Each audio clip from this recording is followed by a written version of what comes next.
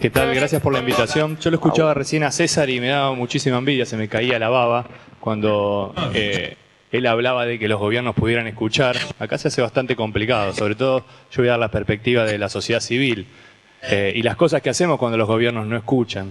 También se me caía la baba cuando hablaba de la transparencia de la información, cuando para nosotros es tan difícil poder acceder a los datos públicos.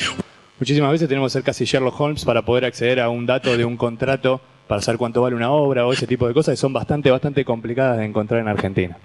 Había un estudio que estuve leyendo el otro día, realizado por un grupo de investigadores en Estados Unidos, creo que está encabezado por Henry Jenkins, que daba unos datos bastante interesantes, que decía que se hizo un estudio entre adolescentes y jóvenes en donde demostraban que a mayor uso intensivo de Internet, los adolescentes, contrariamente con lo que se pensaban, tenían un mayor interés en los asuntos públicos, tenían mayor opciones de diversidad política, accedían a distintas ideas que no accedían en su mundo offline, y la comparativa se hacía contra adolescentes o jóvenes que tuvieran menor utilización de las tecnologías, y esto lo que implicaba en estos adolescentes era que tenían un mayor compromiso cívico y político.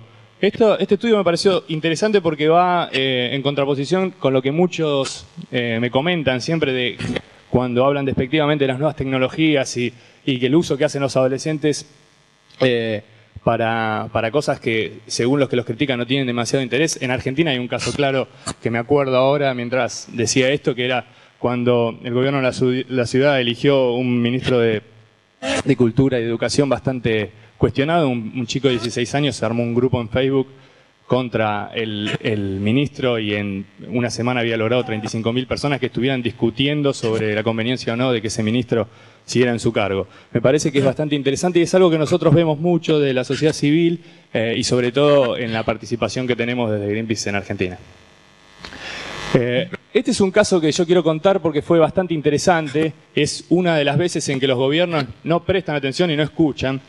La ley de bosques era una ley que se quería sancionar hace 4 años, que lo que implicaba era una moratoria en todos los desmontes en todo el país hasta que cada una de las provincias hiciera un ordenamiento territorial. La ley había sido aprobada en diputados, pero estaba trabada en el Senado.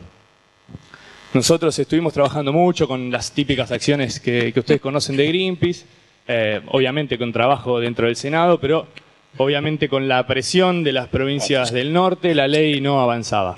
Con lo cual decidimos lanzar una convocatoria abierta para que la gente aprovechara esta plataforma y le reclamara a los senadores que votaran por la ley de bosques. Esto se dio en el contexto de la campaña de las elecciones a presidente del 2007 y lo que le planteamos a la gente que era, en vez de votar por un candidato, votá por la ley de bosques. En 2 meses esta ciberacción que nosotros llamamos tuvo más de 1,5 millones de participaciones, de las cuales alrededor de 1.100.000 participaciones fueron por Internet. Lo que hacía la gente era entrar al sitio, firmaba una petición y se le mandaba una carta a los senadores.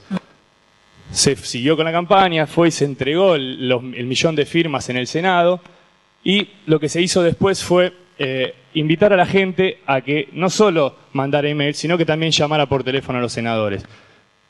Finalmente la ley se aprobó en general, pero se tenía que votar en particular. Y lo que se estaba discutiendo en ese momento era cambiar los artículos de la ley y generar una ley que se llamara Ley de Bosques, pero fue una ley vacía, que no tuviera la moratoria, que era lo más importante. Con lo cual, lo que hicimos en ese entonces fue separar a cada uno de los ciberactivistas por provincia y cada uno le mandamos los datos de su senador para que ellos le reclamaran que en cada uno de los artículos pusieran los ítems que nosotros considerábamos que tenían que ser importantes para esa ley. Después de que la ley finalmente se aprobó, nosotros hicimos estudios de por qué había sido tan exitoso, por qué la participación pública y esa presión sobre el Senado había dado resultado. Y una de las cosas interesantes que descubrí, más allá de lo que se logró para nuestra organización y para la defensa del medio ambiente, fue que la gente me decía, descubrí que puedo llamar al Senado. Hasta ese momento yo no sabía que me podía contactar con los senadores. Ahora voy a llamar por otras cosas que yo también quiero reclamar. Con lo cual también tuvo un impacto sobre, si quieren llamarlo, educación cívica de la gente, que para mí fue bastante interesante. Este es un poco muestra los resultados de esa campaña. Es una de las campañas de ciberactivismo, que es como nosotros definimos a este tipo de prácticas, más exitosas a nivel nacional. Hay algunas de Amnesty a nivel internacional que son más exitosas, pero si lo comparamos con la población de la Argentina y la cantidad de usuarios de Internet, probablemente sea la más exitosa del mundo en términos de participación.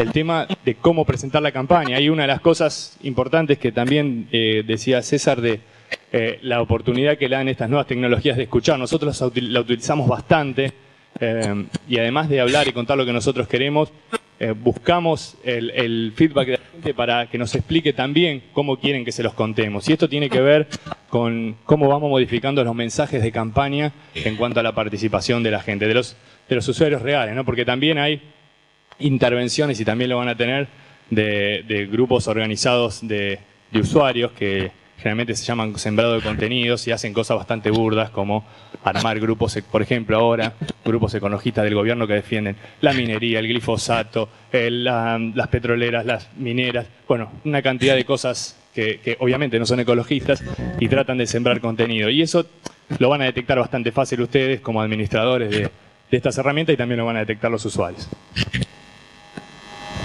Esta es otra campaña ya, en este caso, contra una corporación. El gobierno de la Ciudad de Buenos Aires había juntado en todos los EGP pilas, juntó un montón de pilas y después se preguntó qué iba a hacer. Con lo cual la idea era hacerse cargo del costo de del tratamiento de esas pilas, con lo cual nosotros sacamos una campaña en el marco de una ley de residuos electrónicos que estamos impulsando en el Senado para que las empresas productoras e importadoras de pilas se hagan cargo del tratamiento de las pilas. En este caso era muy difícil trabajar con los medios tradicionales. Obviamente, las empresas estas eran, una de las más grandes era Procter & Gamble, uno de los principales anunciantes de los medios, con lo cual nuestra estrategia pasó casi todo por redes sociales. Mediante las redes, la gente empezó a entrar a los sitios de las pilas y a reclamarle. Después entró también en los sitios que las empresas tenían en otros países, con lo cual acá también se ve otro de los fenómenos que pasa con las redes sociales, que la gente no solo se organiza geográficamente, sino también por interés, y había activistas de otros países que también estaban reclamando, por ejemplo, a la página Duracell Internacional, que se hagan cargo de las pilas en Argentina, y los usuarios que no sabían escribir en inglés pedían ayuda a los que sí sabían para que le traduzcan los mensajes, y empezaron a presionar, y generó un impacto muy grande porque no solo terminaron reclamando en las marcas que las empresas tenían, sino en otras marcas, por ejemplo los pañales Pampers, y la gente iba al sitio de Pampers para pedirle que Procter & Gamble se haga cargo de las pilas en Buenos Aires. Había algo muy interesante, por ejemplo ahí había un concurso de bebés, de fotos de bebés que en Pampers se elegían, y los usuarios empezaron a subir fotos de sus bebés con las pilas y diciendo, si realmente te interesan los bebés, no los contamines con las pilas, Procter, hacete cargo de las pilas. Esto terminó con un convenio que se firmó entre las empresas y el gobierno de la Ciudad de Buenos Aires para hacerse cargo de las pilas. Las empresas pagaron su costo y las pilas se están exportando dentro de poquito. Hay otro elemento clave que es para nosotros muy importante y que tiene que ver con el desarrollo de celulares. Nosotros tenemos algunas experiencias en Argentina, pero hay muchísimas experiencias en el mundo y van a haber muchos más. Ahí el primero es el golpe de Estado o el golpe de texto que se dio en Filipinas en 2001, cuando empezó con una serie de mensajes con chistes contra Estrada, que era el presidente. Empezaron a circular, el presidente se enojó, intentó cancelar los servicios, no pudo, y empezaron a organizarse los usuarios a partir de ese uso activo. Filipinas creo que es uno de los países más raros y más activos en el uso de telefonía celular. Todo se pide por SMS. Mandan alrededor de 100 mensajes de texto por día. Es un uso muy, muy intensivo y hay muchísimos innovadores en el tema mobile en Filipinas. Es muy, muy interesante. El ejemplo de España, que también puede a lo mejor contarles un poco más, Calderón, que fue cuando se hicieron los atentados de Atocha y el presidente dijo que tenían que ver con Al Qaeda. La gente se organizó, se empezó a mandar mensajes para ir a la puerta del PP, de la sede del PP, a reclamar para exigirle que le digan la verdad. Y unas protestas muy interesantes que se dieron en Pakistán, organizadas del tipo flash mobs. O sea, no es tan simple hacer protestas en algunos países, con lo cual cuando se organizaban para hacer una protesta automáticamente venía la policía y lo sacaba, con lo cual ellos se organizaban mediante SMS, iban 15, 20 personas a una esquina, hacían una protesta y a los 5 minutos recibían otro mensaje para irse a otro lado, con lo cual era muy difícil para la policía encontrarlos y detenerlos. Y se iban organizando miles de protestas de poca gente en todas las ciudades de Pakistán. Ese era muy, muy interesante. Nosotros tenemos un caso también de utilización de lo que es mobile para que los políticos escuchen lo que estaba pasando, que es cuando se discutió la ley de basura cero en la ciudad de Buenos Aires.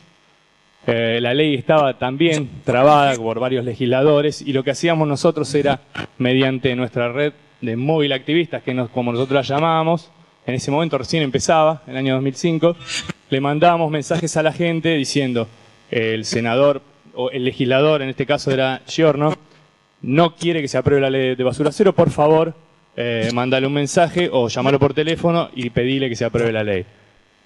Esta fue la primera vez que utilizamos las herramientas celulares para hacer este tipo de campañas. Las fuimos incrementando con el tiempo. Nosotros actualmente tenemos 500.000 de móvil activistas, o sea, gente que recibe información de Greenpeace o pedidos de actuar de Greenpeace por SMS. Tenemos 1,5 millones que lo recibe por email, con lo cual, cuando nosotros mandamos un email, al otro día 300.000, 400.000 personas lo leyeron y es probable que una parte importante actúe. Y tenemos alrededor de 800.000, 900.000 personas en redes sociales. Podemos hacer todo este tipo de actividades por una cuestión fundamental. Nosotros nos financiamos solamente por las pequeñas donaciones de personas, en este caso en Argentina son 82.000, que todos los meses donan a Greenpeace con su tarjeta de crédito o con otros medios de pago.